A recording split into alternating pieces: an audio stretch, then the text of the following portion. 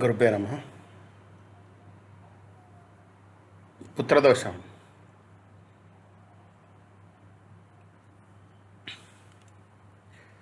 పుత్రదోషము సంతాన సంబంధ దోషం. పుత్రదోషం అనేది జ్యోతిష్యంలో చాలా ప్రసిద్ధి చెందిన పదం. ఇది జాతక చక్రంలో పిల్లలతో సంబంధం ఉన్న అన్ని రకాల లోపాలు సూచిస్తుంది. పుత్రదోషానికి ప్రధాన కారణం గత జన్మలో చేసిన పాపకర్మలు, ముఖ్యంగా గత జన్మలో పిల్లలకు చేసిన అన్యాయాల వల్ల పుత్రదోషం ఏర్పడుతుంది. ఈ దోషముల తీవ్రత గత జన్మలో చేసిన కర్మను బట్టి ఉంటుంది. పిల్లలను నిర్లక్ష్యం చేయడం.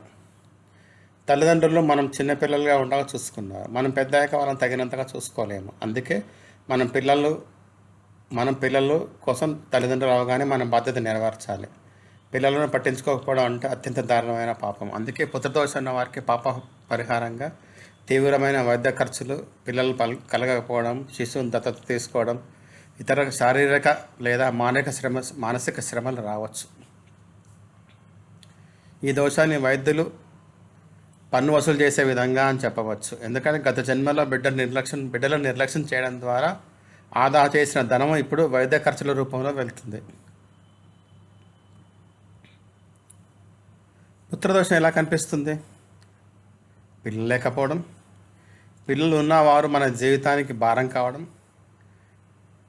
పిల్లలు పూర్తిగా అవినయంగా ఉండడం, తల్లిదండ్రుల విడాకుల వల్ల పిల్లలు వేరు కావడం, పిల్లల వల్ల ఉద్యోగం లేదా పేరు ప్రతిష్టలు నష్టం అవ్వడం. పుత్రదోష స్థాయి.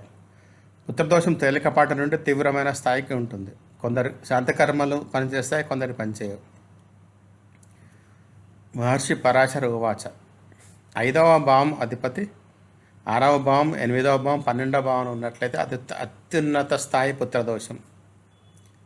5వ భావం అధిపతి కేంద్రం అంటే 1, 4, 7, 10 లేదా త్రికోణంలో 1, 5, 9లో ఉంటే, లగ్నాధిపతితో కలిసి ఉంటే, శుభగ్రహాలు సంయోగం ఉంటే పుత్రభాగ్యమే. పుత్రభాగ్యం అంటే మంచి పిల్లలు కలగడం, వారు సంతోషాన్ని ఇవ్వడం. 5వ భావం పూర్వజన్మ పుణ్యఫలాన్ని సూచిస్తుంది. అందువల్ల అది పిల్లల భావంగా పరిగణించబడుతుంది.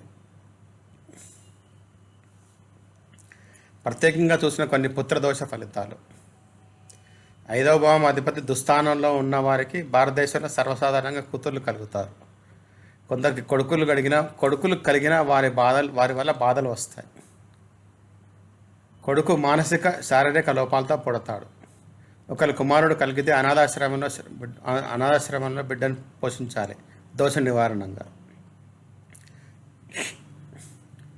భర్త భార్య ఇద్దరికి దోషం ఉంటే వైద్య చికిత్సలు వృధా, దత్తతే శ్రేయస్సు. పుత్రదోషం ఉన్న కుటుంబంలో బిడ్డను పుట్టిన వెంటనే వివాహ సంబంధ సమస్యలు పెరుగుతాయి. విడాకులు జరిగితే పుత్రదోషం కలిగిన వారికి బిడ్డను కోల్పోతారు. ఇతర ముఖ్య నియమాలు.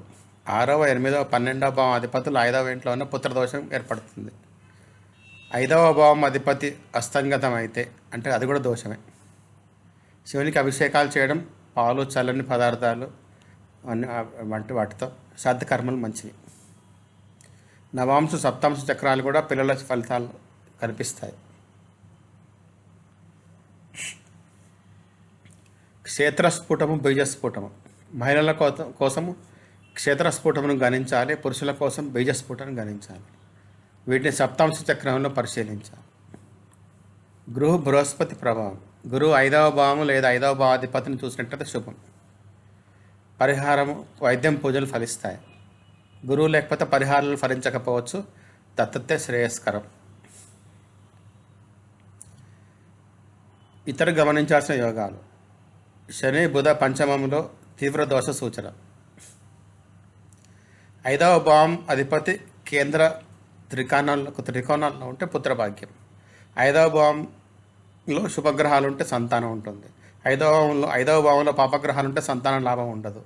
12వ భావంలో అధిపతి 5వ భావంలో ఉన్నట్లయితే వైద్య ఖర్చులు, సంతాన నష్టం. 9వ భావం అధిపతి 5వ భావంలో ఉంటే బిడ్డలు కలుగుతారు, కానీ కష్టపడి పొందాలి. కాకవంద్య దోషం. 5వ భావం అధిపతి 6వ భావంలోను, లగ్నాధిపతి కుజుడితో ఉంటే మొదటి బిడ్డ పుడుతుంది, తర్వాత సంతానం ఉండదు. బుధుడు నీచ పంచమాధిపతితో సంబంధం, కాకవంద్య దోషం. శని బుధ పంచమంలో నీచం, పంచమాధిపత్య సంబంధం కాకవంత్య దోషం. పరిహారాలు: పితృదోష పరిశీలన చేయండి. తండ్రి వంశ సంబంధిత దోషాలు చూడండి. అమావాస్య రోజుల్లో తర్పణాలు చేయండి. అనాథాశ్రమాల పిల్లల కోసం సేవా కార్యక్రమాలు చేయండి. సంతానం లేకపోతే పిల్లలను దత్తత తీసుకోండి. పిల్లల ప్రేమ పొందండి. దేవుడు ప్రకృతి మనం గమనిస్తూ ఉంటాయి. పుత్రకామేష్టి యజ్ఞం చేసుకోవచ్చు. ఇది శ్రీరాముని కాలంలో ఫలించింది. శ్రీకృష్ణుని బాలరూపంలో పూజ చేసుకోండి. ధన్యవాదాలు.